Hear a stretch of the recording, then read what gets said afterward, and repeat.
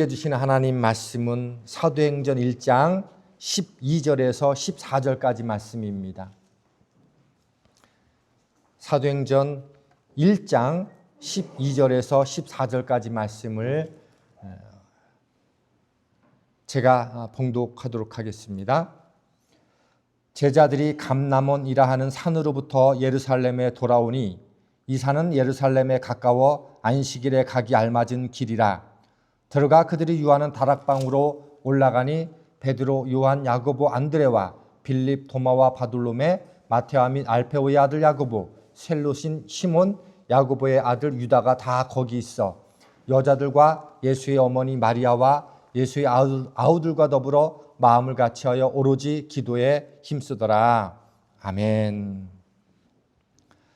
날씨가 비가 오는데 또 온도가 높지는 않은데 약간 좀 이렇게 처지는 느낌이 듭니다. 여러분들 또 예배하는 가운데 또 성령 충만함으로 여러분 안에 은혜가 넘치기를 소망합니다. 우리가 지난 이제 3번에 걸쳐서 함께 살펴보았던 것의 핵심은 예수님께서 부활하시고 승천하실 때에 제자들에게 내가 너에게 약속한 것을 보낼 테니 그것이 임할 때까지 너희들은 예루살렘에서 기다려라 라는 말씀을 주셨어요. 사도행전 1장 4절이 그 말씀이죠. 예루살렘을 떠나지 말고 아버지께서 약속하신 것을 기다리라. 성령을 보내시겠다고 약속하셨습니다. 근데 흥미로운 사실은 성령을 보내시는 그 일들을 위해서 성령을 받기까지 그러면 제자들이 어떻게 해야 될 것인가에 대한 방법은 가르쳐주지 않으셨다는 거예요. 그러니까 어떻게 기다리고 무엇을 하며 기다려야 될 것인가라고 하는 문제는 제자들의 선택과 결정에 달려 있다는 거예요. 그리고 이 누가가 쓴 누가복음과 사도행전을 주목해 보면 이때에 제자들이 또 120명의 사람들이 함께 모여서 무엇을 했는지를 우리에게 잘 보여주고 있는데요. 누가복음 24장 53절에는 늘 성전에서 하나님을 찬송하니라. 약속하신 것을 기다리라 이렇게 말씀하신 뒤에 주시는 말씀이에요. 늘 그리고 나서 했던 게 무엇인가 하면 성전에서 늘 하나님을 찬송했다, 예배했다. 또 사도행전 1장 14절에는 더불어 마음을 같이하여 오로지 기도하기에 힘쓰더라. 그리고 사도행전 1장 26절에는 제비 뽑아 마띠아를 얻으니 그가 11사도의 수에 들어가니라. 하나님이 약속하신 성령을 기대하고 사모하기 위해서 제자들이 한 것이 3가지로 기록되어 있어요.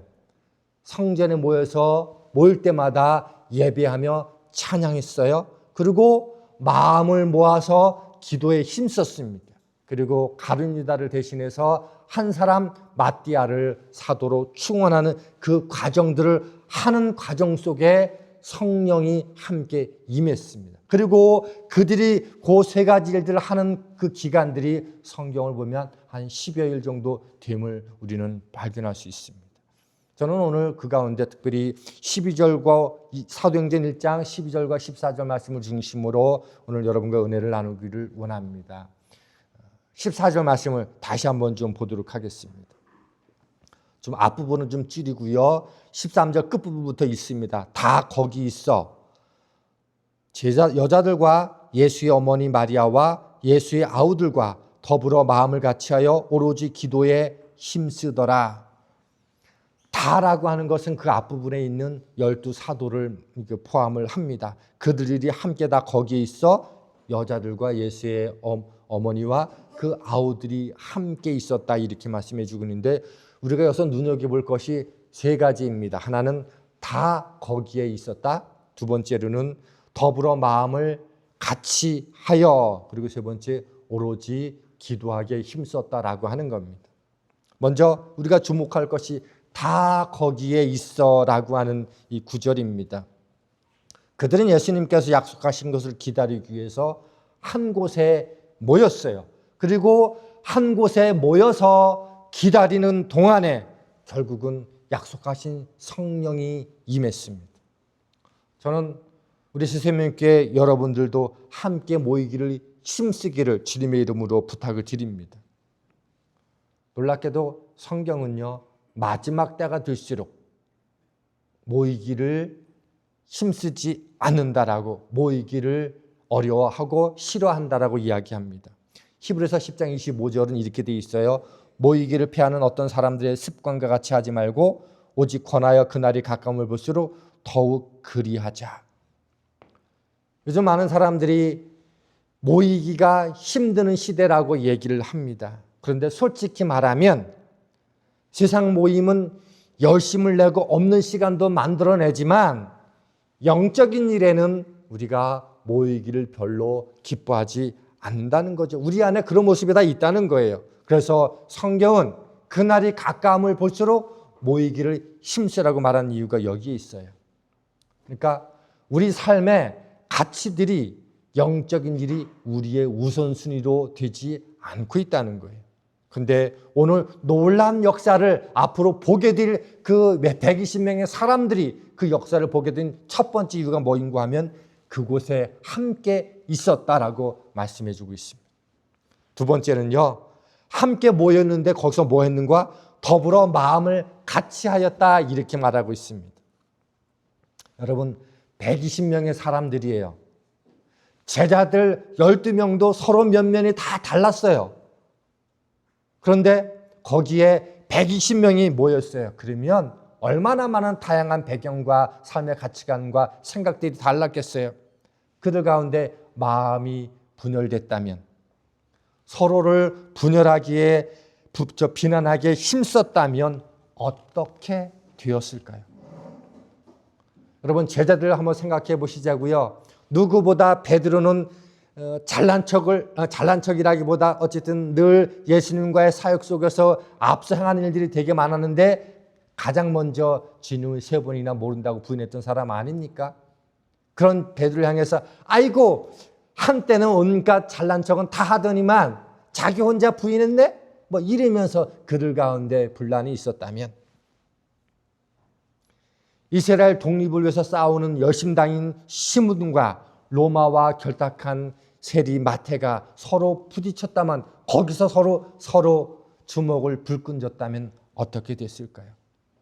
야고보와 요한은 우레의 아들이라고 할 만큼 성질이 급한 사람들이었어요. 승질머리가 그래가지고 라고 서로 갈등했다면, 도마를 보면서 쟤는 만져봐야지만 믿는 애잖아, 이렇게 했다면 어떤 일이 그곳에 있었을까요? 우리가 한 곳에 모이는 것도 중요하지만 더 중요한 것은 서로 다른 사람들이 마음을 같이 하는 겁니다. 교회는요, 다양한 배경과 지식과 다른 성향과 가치관을 가지고 있는 사람들이 모인 곳입니다. 그래서 하나 되지 않으면 쉽게 분열되기 쉽습니다. 쉽게 깨지기 쉬워요. 특별히 사단은 분열의 영입니다. 우리 마음속에 여러 가지 나와 다른 것 때문에 불편함을 느끼는 것들을 못 견디게 만들어요. 그런데 성령은 하나 되게 하는 영입니다. 에베소서 4장에는요, 성령이 하나 되게 하신 것을 힘써 지키라고 말했어요. 성령은 우리로 하여금 너희가 하나 돼야 돼 라고 말하는 게 아니고, 성령 안에서 우리는 믿음으로 하나 되었다고 이미 선포하고 있어요. 그리고 말하기를 그것이 나눠지지 않도록 힘쓰라고 성경은 말씀해 주고 있습니다.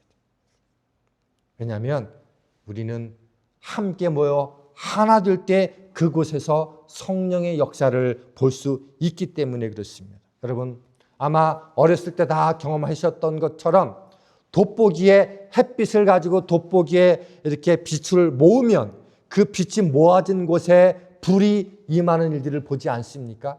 하나님의 역사도 동일합니다. 예수님의 약속하신 그 성령의 권능은요, 한 곳에 모였고 그리고 마음을 함께 할 때 그곳에서 일어나는 줄 믿습니다. 저는 우리 새샘교회 여러분들이 우리가 함께 이곳에 모여서 예배하는 것도 중요하지만 그 못지않게 우리의 마음이 하나 되고자, 마음이 한 마음 되고자 애쓰고 힘쓰기를 주님의 이름으로 부탁드립니다. 세 번째는 오로지 기도에 힘쓰더라라는 내용입니다. 함께 모였어요. 그리고 마음이 함께 했어요. 그런데 하나님이 싫어하신 일을 한다면 어떻게 될까요? 바벨탑 사건이 그것 아닙니까? 그들은요, 하나님을 대적하는 일에 마음이 하나가 됐어요. 그러니 함께 모이는 것도 중요하지만 한 마음 되어서 무엇을 하는가는 더욱더 중요한 줄 믿습니다. 저는 바라기는 여러분들이 사도행전을 함께 말씀을 듣고 함께 읽어가면서 우리가 함께 모이고 마음을 같이 해서 하나님이 원하시는 것, 하나님이 기뻐하시는 그 일을 위해서 힘쓸 수 있는 저와 여러분들에게 주님의 이름으로 부탁드립니다. 그리고 저는 이 말씀을 준비하면서 한 주간 내내 계속적으로 질문했던 게 뭐인 거면, 그러면 우리가 성령의 역사와 기도를 되게 이야기를 많이 하는데 이 모였던 사람들이 무엇을 가지고 기도했을까? 기도의 내용이 너무 궁금했어요. 여러분은 이들이 어떤 기도를 했을 거라고 생각하십니까? 우리는 흔히 기도 응답하면 간절함이 있어야 되고 오랜 시간 동안 기도해야 되고 또 자주 많이 기도해야 된다. 그리고 그런 것들이 응답과 연결되어 있다고 생각합니다.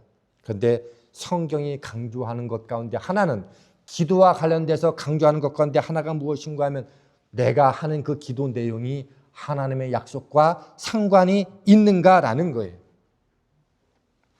예수님께서 승천하시기 전에 제자에게 분명히 약속하셨어요. 누가복음 24장 49절 말씀을 다시 보겠습니다. 볼지어다 내가 내 아버지께서 약속하신 것을 너희에게 보내리니 너희는 위로부터 능력을 입히울 때까지 이 성에 머물라. 마가의 다락방에 모인 120명의 사람들은 무엇을 위해서 기도했을 거라고 생각하십니까? 약속하신 성령을 보내주시옵소서.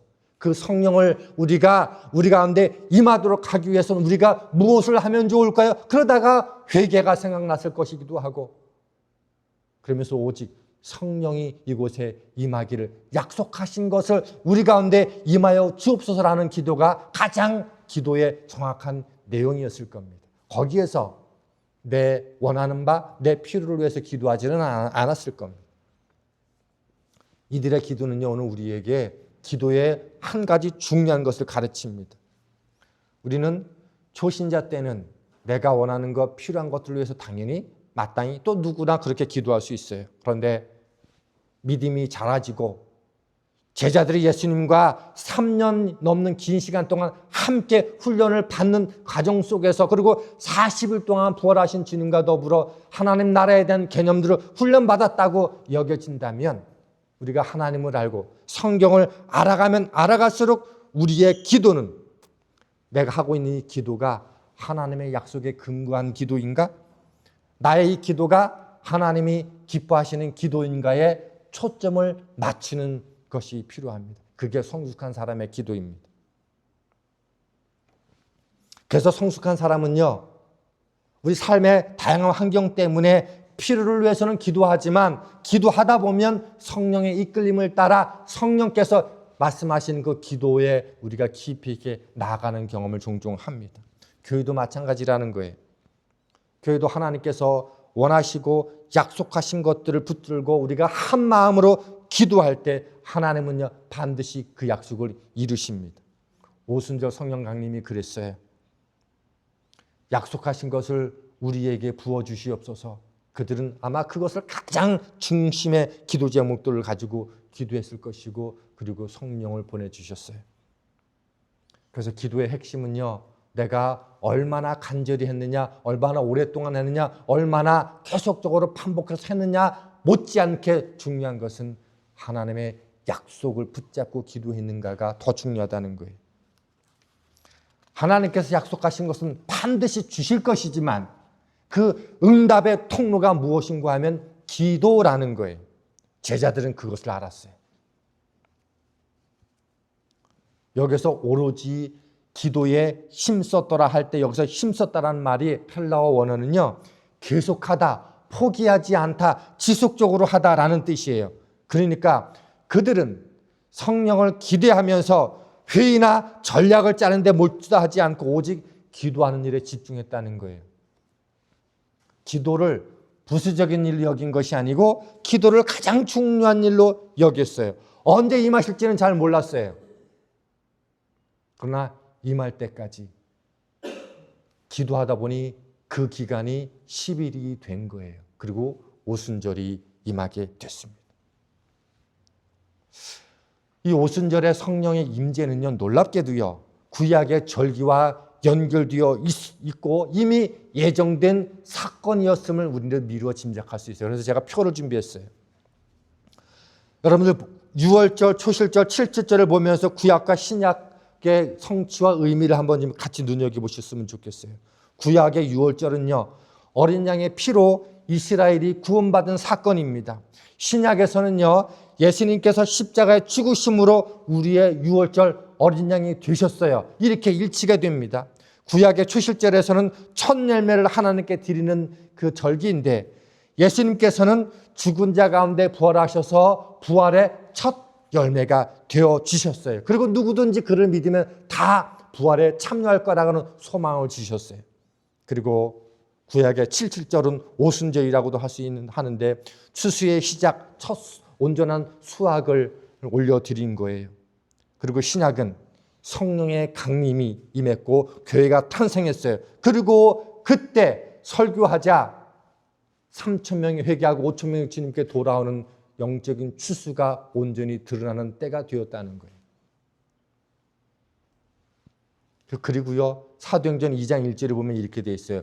오순절 날이 이미 이름에, 그 얘기 뭐예요? 성령이 임할 때가 됐다는 거예요. 추수할 때가 됐음을 우리에게 보여주는 겁니다. 제자들은 몰랐어요.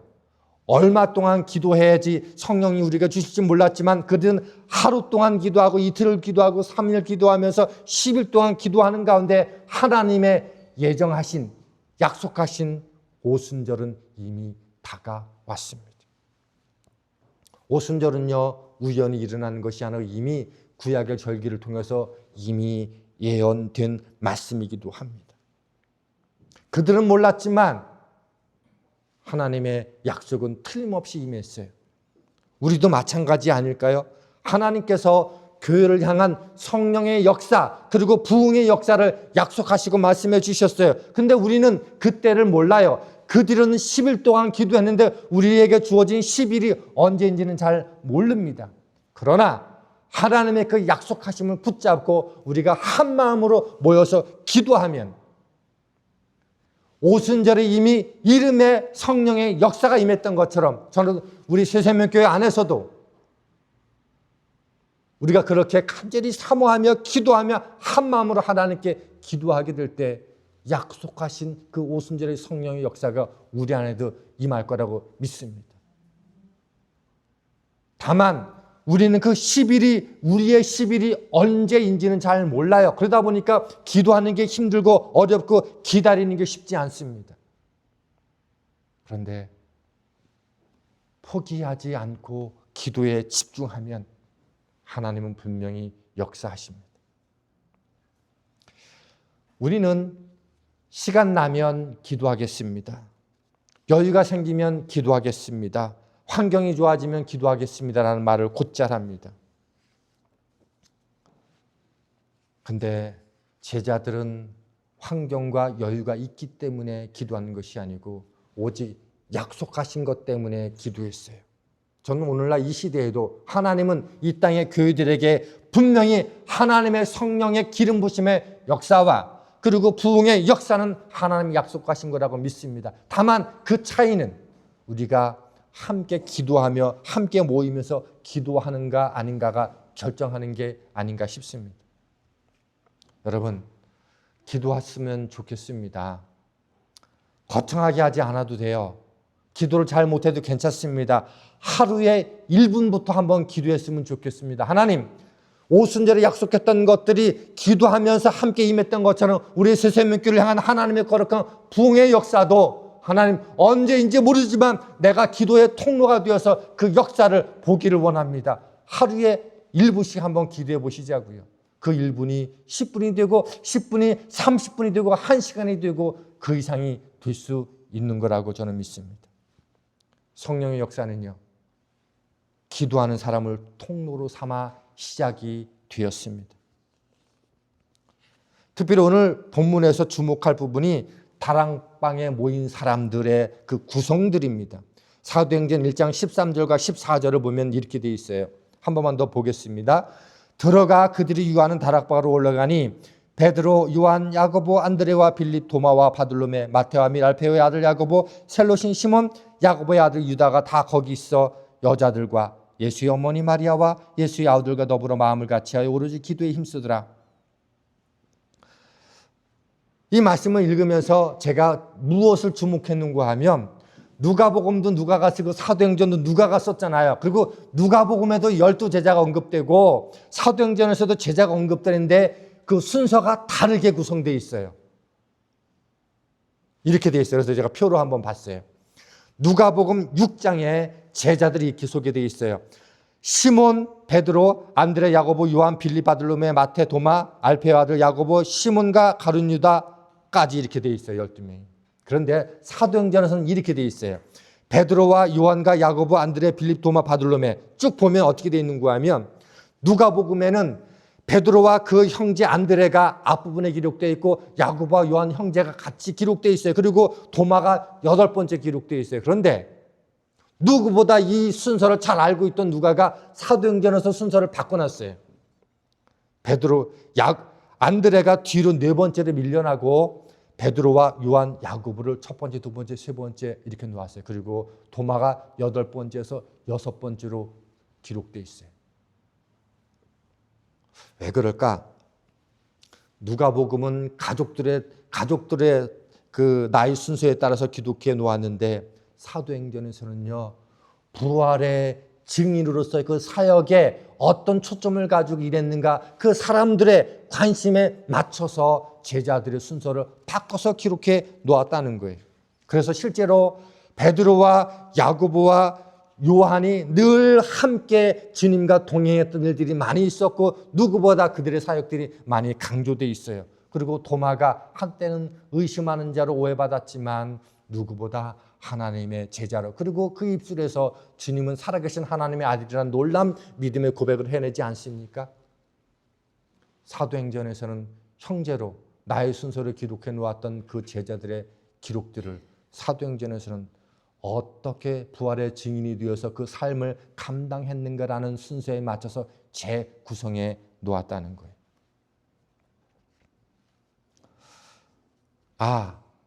하나님의 사람, 하나님의 은혜의 기록에는 오늘도 부활의 사명을 가지고 어떻게 했느냐에 따라서 순서가 바뀔 수도 있구나라는 것들을 우리가 주목할 필요가 있어요. 그리고 세 번째로 주목할 것이 무엇인가 하면 여자들이 등장한다는 거예요.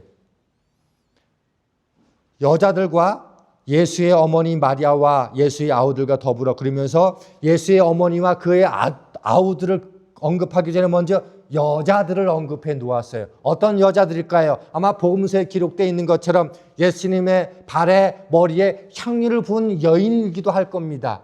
예수님이 십자가 죽으셨을 때 끝까지 남아있던 여인들이었을 거예요. 그리고 무덤에 가서 향유를 발라 드리려고 했던, 그리고 부활의 목격자가 되었던 그 여인들이었을 겁니다.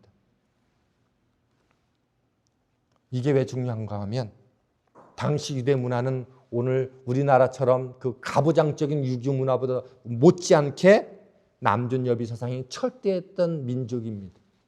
그래서 출애굽할 때 장정만 60만 명이라고 했고 여자를 기록해 놓지 않았어요. 오병이어 사건도 보면 여자와 어린아이 외에 5천 명이라고 기록해 놓았어요.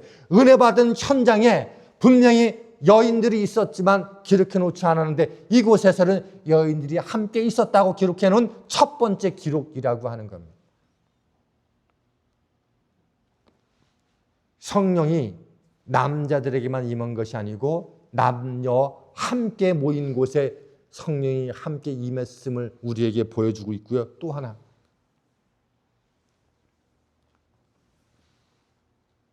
여인들이 함께 모여 기도하는 그 가운데 성령이 임했음을 가르쳐주면서 기도하는 공동체 안에 여인들이 있었음을 우리에게 보여주면서 기도하는 자리에서 오늘도 하나님은 여인들까지도 함께 주목했음을 우리에게 보여줍니다. 출애굽 사건도 은혜의 사건이고 오병이어 같은 은혜의 사건에서는 여인들이 카운터에 들지 않았는데 함께 모여 기도하는 그 자리에 있었던 여인들은 성경이 카운터를 해서 정확하게 있었다라고 기록해 놓고 있더라는 거예요. 오늘 우리의 삶 속에서도 은혜 받는 사람들이 많이 있어요. 출애굽의 은혜, 오병이의 은혜를 기억했던 것처럼. 그런데 하나님의 기억은 함께 있는 자리에서 기도로 힘쓰는 한 사람 한 사람들, 비록 당시에 추목하고 기록되지 않았던 여인들까지도 기도하는 자리에 있었음을 성경은 낱낱이 기록해 놓고 있더라는 거예요. 우리가 힘써 기도하게 될 때 하나님의 마음에는 그렇게 기억된다는 거. 왜? 하나님의 약속과 언약은 기도라는 통로를 통해서 이루어 가시기 때문에 그렇다는 거예요. 그리고 그 기도라는 통로에 여인들이 있었다는 게 너무도 귀하고 소중하게 느껴지셨기 때문에 이렇게 오고 오는 세대에 성경을 기록하고 있는 모든 사람들에게 함께 그렇게 기도했으면 좋겠다는 마음으로 이렇게 기록해 놓았는 줄 믿습니다. 저는 우리 새세명교회가 그런 의미에서 함께 기도하기를 부탁합니다. 네 번째로 예수님의 가족들, 특별히 아우들이 거기에 있었다는 거예요. 14절 보니까 예수의 어머니 마리아와 예수의 아우들과 더불어 마음을 같이하여. 고린도전서에 보면, 요한복음 7장에 보면 예수의 형제들 아우들은 예수 그리스도를 주님으로 메시아로 인정하지 않았다고 이야기해요. 그런데 부활의 주님을 만나고 그분이 우리와 다른 존재인 메시아인 하나님이심을 고백하고 그리고 지금 함께 모여서 마음을 같이하여 기도하고는 무리들 가운데 함께 있더라라고 하는 겁니다. 저는 이제 함께 찬양을 하면서 오늘 말씀을 좀 마무리하려고 합니다. 예수님의 부활을 목격한 사람들이 고린도전서 15장 5절 6절을 보면 500여 형제들에게 나타났다 이렇게 말씀해 주고 있어요. 그런데 예루살렘에서 함께 그 성령을 기다리며 모여 기도했던 사람들은 120명입니다. 성경은요, 나머지 380명이 왜 안 보였는지에 대해서는 언급하지 않아요. 그게 중요한 게 아니라는 거예요. 중요한 것은 그 많은 사람들이 하나님의 약속의 말씀을 들었지만 거기에 함께 모여 마음을 같이하여 기도한 사람들이 120명이었다고 우리에게 소개해주고 있습니다. 그리고 거기에 모인 모든 사람들이 동일하게 성령의 기름 부심의 은혜를 경험했다는 거예요. 그들은 십자가 이전에는 누가 크냐, 누가 잘나느냐를 가지고 서로 다투고 불평했던 사람들인데 부활의 주님을 만난 이후에 성령을 사모하는 가운데서는 마음이 하나가 됐어요. 서로 다름과 욕심 때문에 분열과 경쟁은 사라지고 오직 주님의 약속을 바라는 한 방향 한 목적을 향한 공동체가 됐습니다. 성령의 역사는 언제나 이런 공동체 위에 임합니다. 그리고 이 말씀을 준비하면서 생각해 봤습니다. 우리는 누구나 다 이 새생명교회를 통해서 하나님 우리 새생명교회도 부흥을 허락하여 주시옵소서 같은 마음이라고 생각을 해요. 한 사람도 이 일에서는 외가 없다고 생각합니다. 그런데 과연 우리가 같은 마음을 가지고 기도하고 있는가? 같은 목적들을 가지고 함께 모여 기도하는 공동체인가? 라고 하는 것에 대해서는 우리가 좀 더 집중해야 될 필요가 있다고 생각합니다. 저는 우리가 이 110명의 사람들처럼 한 마음을 가지고 함께 모이기를 힘쓰고 함께 기도하며 애쓸 때 분명히 성령의 역사는, 부흥의 역사는 우리 가운데 임할 거라고 믿습니다. 주님께서 약속하신 성령을 사모하며 주님께서 원하시는 교회가 되기를 구하며 교회와 하나님 나라를 위해서 우리가 함께 찬양하고 기도했으면 좋겠어요. 그리고 내가 그 가운데 한 사람 되기를 원합니다라는 마음으로 함께 기도했으면 좋겠습니다. 그래서 우리 함께 기도해 이 찬양을 함께 부르시면서 함께 나아가도록 하겠습니다.